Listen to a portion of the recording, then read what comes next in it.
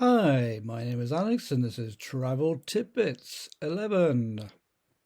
So today we're going supersonic. In my younger days, I used to set my watch by the Concorde at 11 a.m. every day. There would be a roar across the sky and a beautiful bird, if it could be seen, would race across the sky.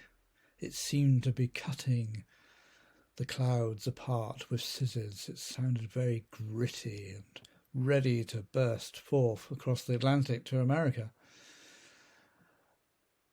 It had a long story, a long lead up. A lot of people wanted to see supersonic travel. There were many problems to solve.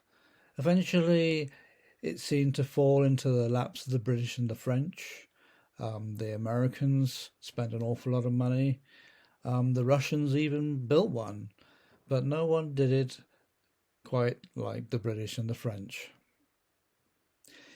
In the end, they weren't able to persuade many airlines to take it on because there was one thing that everybody didn't seem to like, was the big bang that Concorde made over land when it was breaking the sound barrier. So it got restricted to oversea travel only. It didn't prevent it from having a 30 plus year career, and it was really only economics and the tragedy in Paris that ended the Concorde story prematurely. But it's not really end of the story because people felt kind of some sort of romance about this kind of aircraft. You know, only glamorous people or famous people ever seemed to use it, and it seemed to be this thing that was so near and yet so far. What was the excitement and the allure of this aircraft? Would you have been prepared to pay thousands of pounds just to ride on it? It was one of those things that always was in the back of my mind. Now that it's no longer flying, we do, in fact, have quite a few opportunities in this country to take a closer look at one. A very close quarters indeed. The first one I looked at was the engineering version. And one of these planes is based at Yeovilton in Wiltshire. And, well, on the outside, it doesn't really look like the Concorde because, well, it was a test aircraft. And inside, it's full of lots of test equipment and not much room for anything else. The first Concorde, or rather the next one that I went to look at, was in Scotland, on an aerodrome called East Fortune, just south of North Berwick. It was a train ride followed by a bus ride, and yeah, it's not so well known, I don't think, a location to find one of the Concordes, but nevertheless there's a lot of aircraft to view. And inside, you get a very good idea of how cramped the aircraft was, and there are examples of the different kinds of seats that they had for passengers, and examples of just how little room the hostesses had to organise people's meals and where the champagne was kept, etc. Another version is kept at the Aerospace Museum in Bristol, Filton, and very similar layout.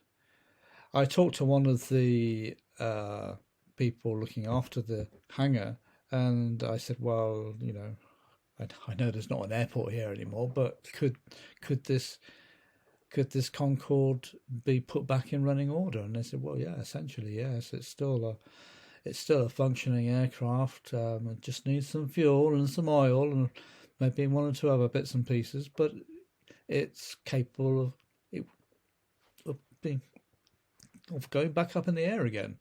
So it's really just the fact that it's older technology and the fact that people are not keen on its noise and giving out dirty fumes, etc.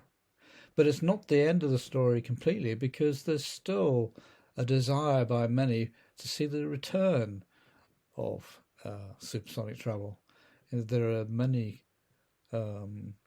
companies in the race to bring it back. There are a number of concept aircraft out there. One in particular has even secured orders from 3 or 4 airlines.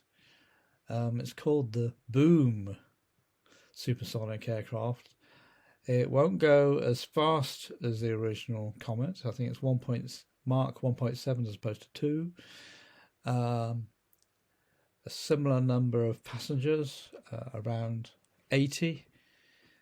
So people are still questioning, well, would anybody pay $5,000 or $6,000 to cut your journey time by half? Well, I think there's probably enough people who would be willing, and considering, quite a bit of cash is being pumped into this, and airlines seem reasonably optimistic, and the company Boom seem to think that with the wind behind them, they should be able to offer supersonic travel again across the great oceans by the end of the decade. So, yeah, speed still matters when you can save time. Time is a great measurement that we constantly try to meet. Can you arrive in New York before you leave? Was the old thing in the old days. Will they be able to do it again? Well, let's wait and see. Some of the differences touted, of course, is better fuel, bigger windows.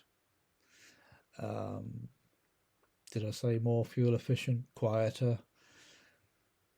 Well, let's see what happens. I think it's a very interesting story, and if it catches off again, then yeah, maybe we'll see it go to new destinations. It's a wait and see. A story to follow. That was episode 11. See you again tomorrow.